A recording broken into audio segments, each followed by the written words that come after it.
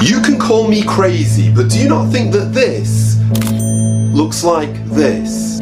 And do you not think that this thing right here bears an awful resemblance to this thing right here?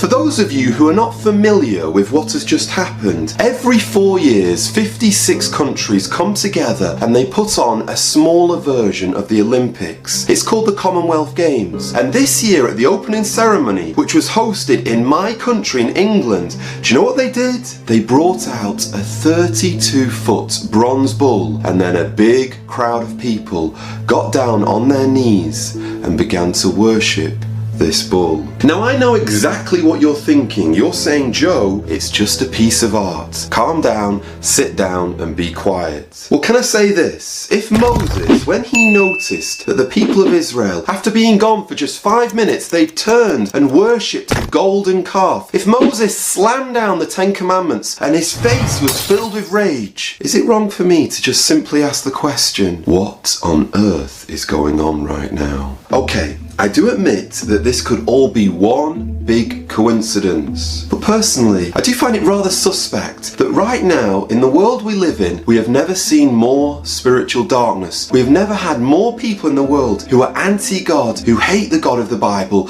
and do everything that is opposite to what the God of the Bible commands. And then we tune in on TV and we see millions of people tuning in to see a big bunch of actors worshipping a bronze bull in a ceremony. Why is that so strange to me? Because there is one God. When there was times of darkness in the Bible, there is one God that the people of Israel repeatedly went back to worshipping over and over again, and it grieved God's spirit. What was this God's name? Baal. And what animal was Baal?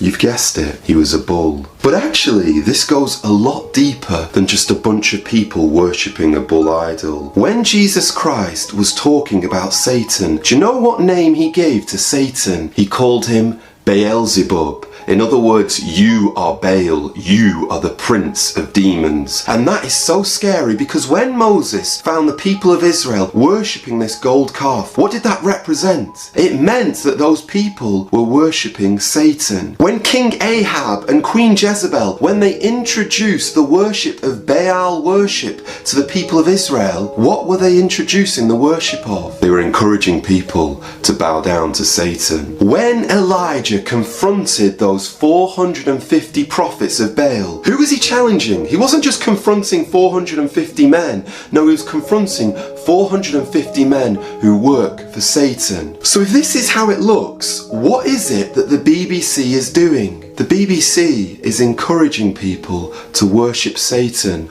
on live TV. But hey now, there is actually another instance where bulls are described rather negatively. The Bible says, many bulls have surrounded me, strong bulls of Bashan have encircled me.